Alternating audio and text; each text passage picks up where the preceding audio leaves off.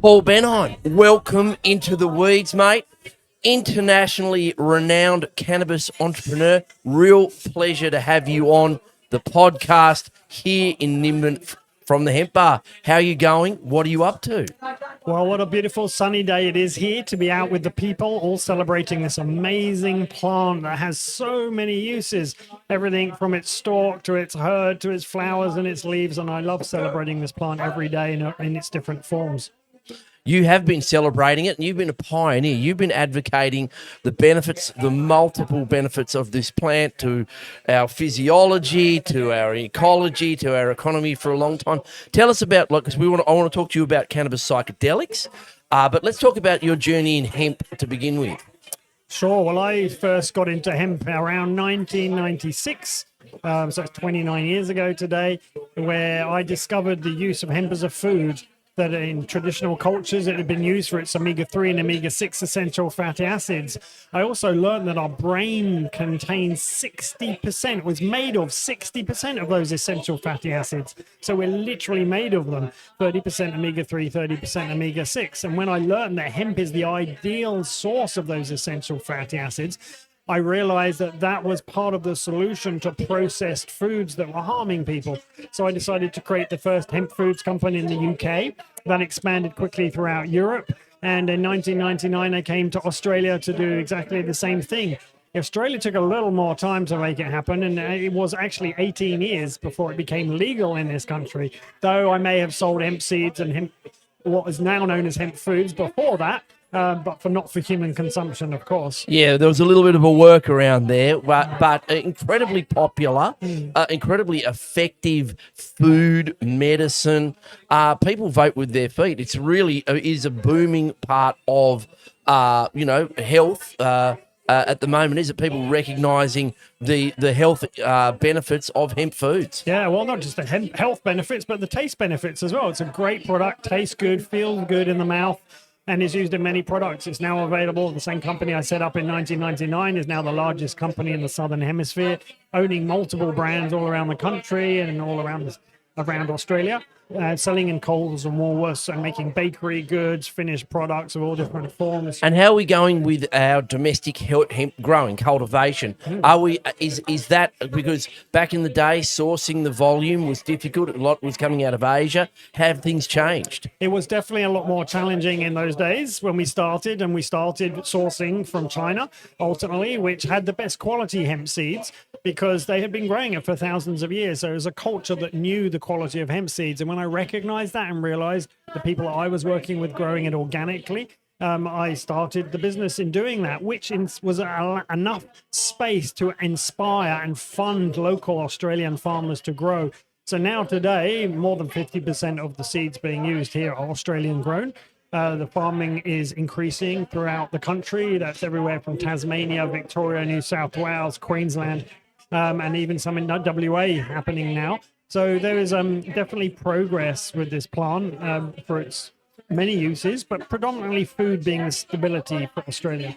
Yeah, so people often think about hemp, but like there's hemp as a sort of bulk commodity we're going to use in textiles and construction and these type of things. But there's different varieties of hemp, cultivars with hemp. Some are grown for seed, for food. Some are grown because of basically the stalk that are used. But at the moment in Australia, it's mainly that the seed that's the valuable part because we don't really have the processing, do we? Well, the processing for the fiber is coming online. There is small machines in Australia doing that today. So there are actually thousands of tons of hemp inside of the hemp stalk, the hemp herd, for example, being used for building materials.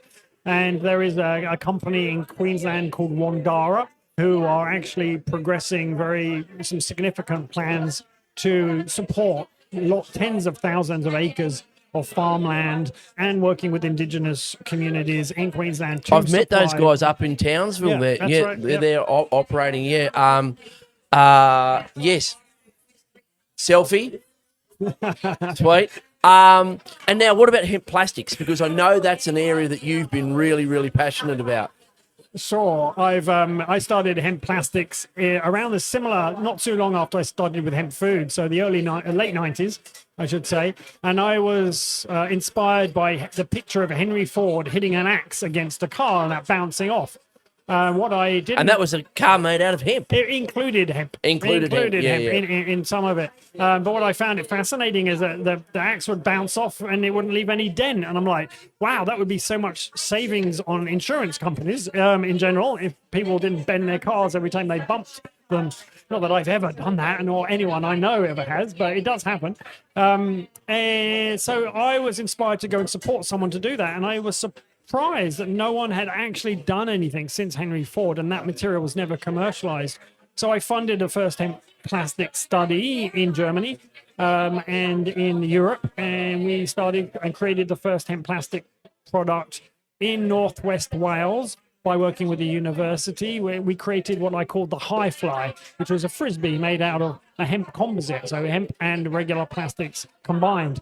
And that journey has led me through different iterations, including a local here in Nimbin who produces 100% hemp material, bringing him to Australia all these decades ago. And now I have the Hemp Plastic Company, which is hempplastic.com, where we produce the most cost-effective hemp plastics in the world in bulk. So we ship in literally truckloads, and we're moving to train loads now of this raw material. And we produce literally the raw pellets, and we supply these raw pellets to customers who injection mold And rotor molding and these type of things for making standardized machinery, wheelie bins and drums, anything. You can make anything you want. And our customers have made car parts, they've made eskies, they've made coolers, they've made cutlery, they've made trays, many different objects that our customers produce. And we can produce material that they can put in existing machinery to meet or better existing specifications. And we can do it in a cost-effective way, which is critical when you're going against a commodity. And that's what hemp plastic is. We are literally going against a commodity. And that commodity is oil. And that commodity is oil. It's a non-renewable resource that has taken million years to be created. And when it runs out, we need to find something else. So and when it breaks down, it creates a problem. You've got microplastics like in our oceans. You know, they persist. We end up in us. We've got increasing amounts of plastics lodging in our brain. 50,000 particles of plastics are consumed by each human every year. So that's not a small amount of microplastics in our bloodstream. And it's whether you eat meat and it comes through your meat, or your fish and it comes from the oceans, or it comes from the air or the water you drink. Even if it's rainwater, there is microplastics everywhere now. So it is becoming a significant issue.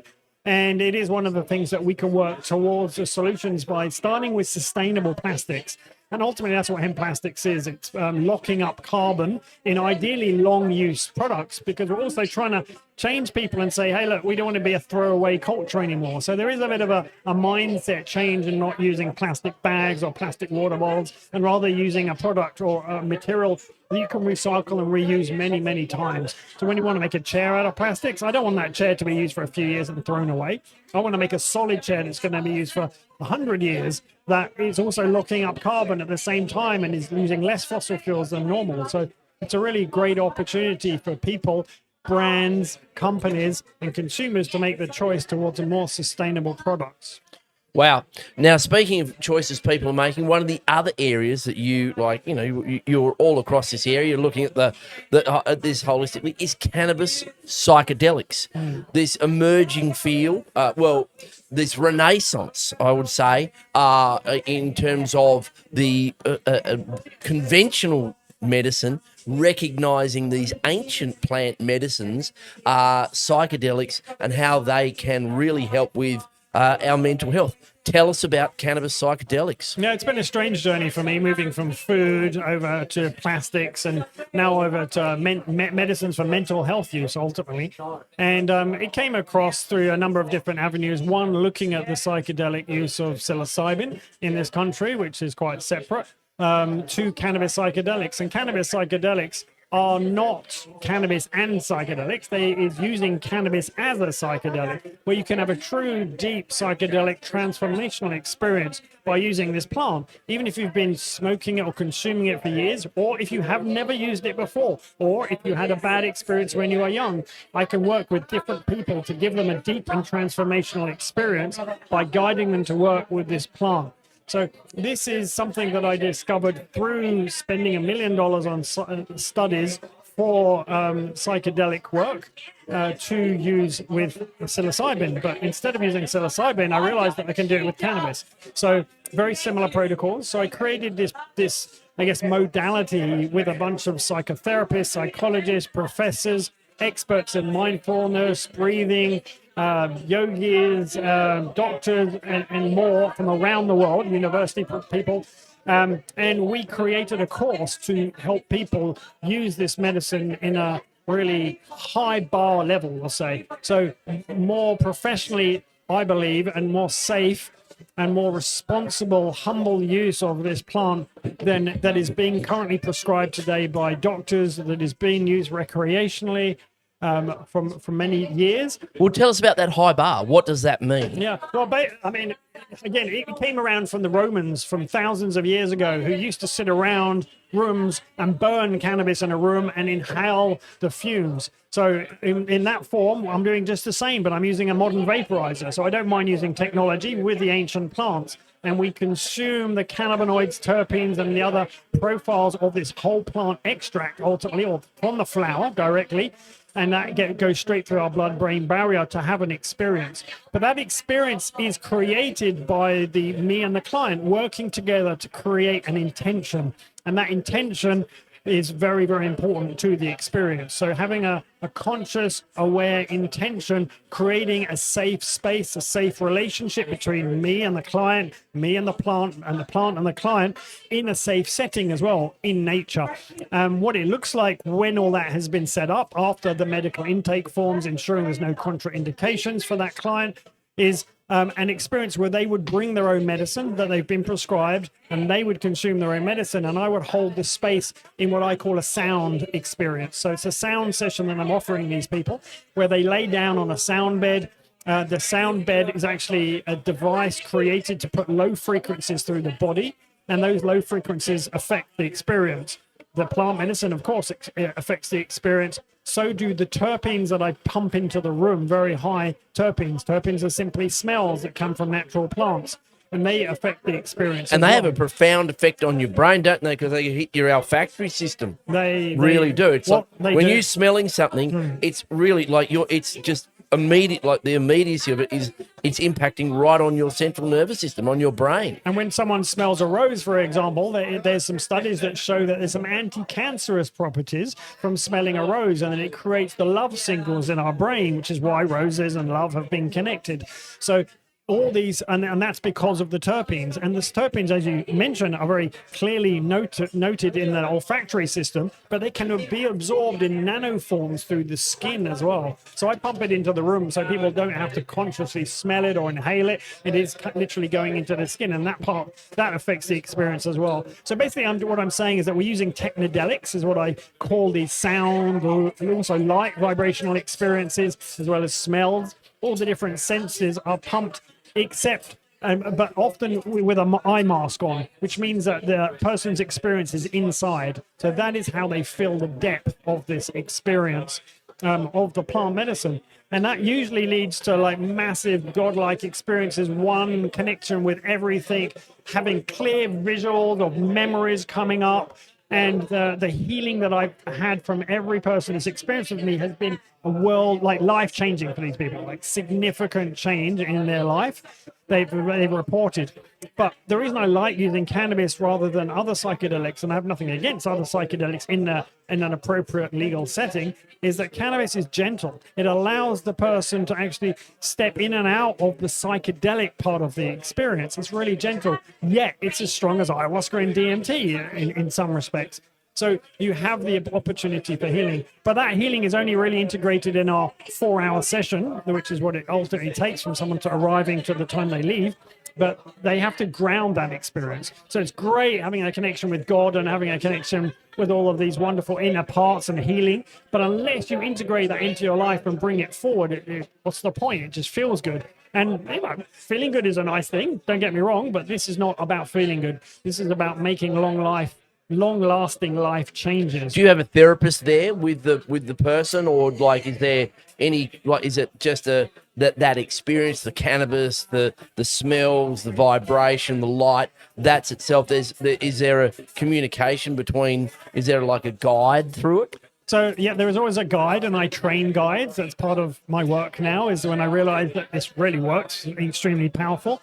I realized that I can only treat so many people. So now I spend my time training people. So I've got a number of therapists around Australia now who are offering this experience, and they facilitate the space. So they are not the guides. The guide is the cannabis plant. The cannabis plant is actually a spiritual guide that connects with the people.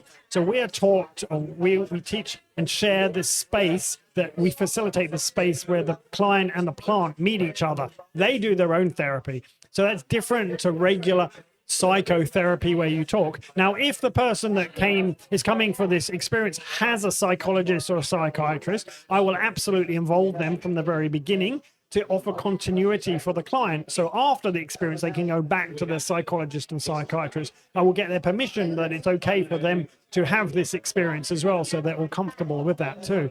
So we take our role very carefully, where we don't pretend to be a psychologist, we don't pretend to be a psychiatrist in any form, but the work is done and it's been powerful, and I'm supported by psychologists in creating the protocol to train our facilitators.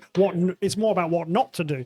And yeah, so are you supported by the law? Like, is the law problematic? Is it difficult for you to navigate that, or is it, with medicinal cannabis legalized, it's medicinal cannabis is completely legal. People can get their own medicine, get their own script, bring their own medicine to us. We're just guiding them on how to use it more responsibly, probably than their doctor has taught them, because I actually have a course for doctors as well. So part of this experience has led me to realizing that even the medical cannabis system, which has evolved significantly in Australia, and I'm very happy with the situation we have, obviously can still be improved. Recreational cannabis and the likes is part of it. But what I've recognized is that the medicine is sometimes good quality and sometimes not. So you can get products that are from overseas, that have been irradiated, that are low prices, that people have just put big markups on, and there's big companies taking advantage of people who have never used medical cannabis before. And this puts off people who have been using it on the underground. And I want people from the underground to actually use the legal system, because it can be used really well, because there are certified organic products, there are Australian grown products, and there are super high quality flowers and vapes, live rosins, dabs, edibles. They're all available on the legal market. It's just that most clinics are paid to sell a particular brand or a range of brands. So I'm stepping back from that and saying, hey, I'm just going to choose the best quality products in Australia and around the world. I'm going to prefer Australian products and recommend that to our clients. But ultimately, it's up to the end user to make that decision with the doctor. So are Australian products, are there offerings on the market that are as good as anything around the world? There are now some, not enough, but there are some organically certified, clean, fresh, high terpene content, blends of THC and CBD. Is it important to be sun-grown, or does that make a difference if it's indoor under lights or sun-grown? Is that a factor? I think it is, and for me personally, I always prefer organic, soil-grown, sun-grown,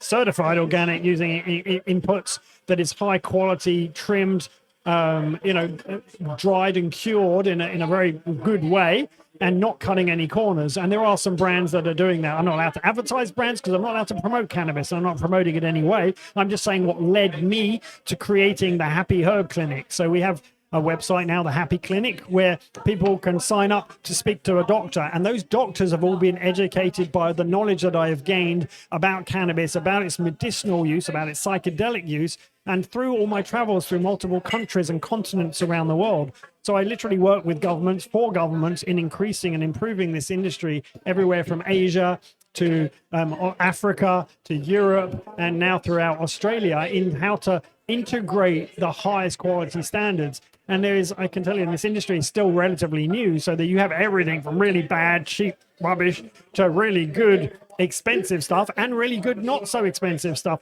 So, now I'm seeing prices that match and even cheaper than sometimes the underground market in the legal cannabis space. So it's no longer about what the price is. It's more about, again, are your doctors really open to hearing what your client needs? Do they really understand what your client needs? Do they really understand what good quality is? Do they really understand that it's not just about THC and CBD? And some of the best doctors in Australia, they still believe that it's all about the THC and CBD balance, when it's far more than that. It's the terpenes, it's the minor cannabinoids, but it's also the yeasts and the alcohols and the flavins and all of these microingredients and esters. Exactly. Things like this. Yeah, they all actually do play a part. And I've had that experience myself personally, and I've seen how it affects patients around the world using cannabis for its medical uses. So I'm really honored to work with a wonderful group of people to share that and open that to Australians literally starting in the next week.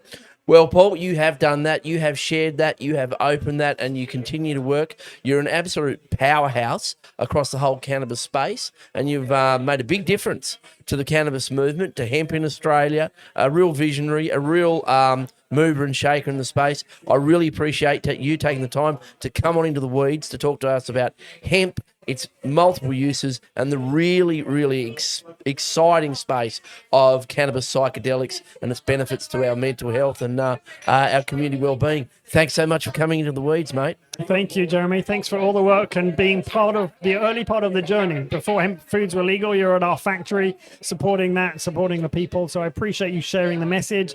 For all the listeners out there, keep spreading the message. We've got to keep talking about these subjects. So we will. Thanks, brother. Remember, folks, like, share, and subscribe. Awesome, Paul. That was awesome, Paul. All right, thank you. Thanks, man.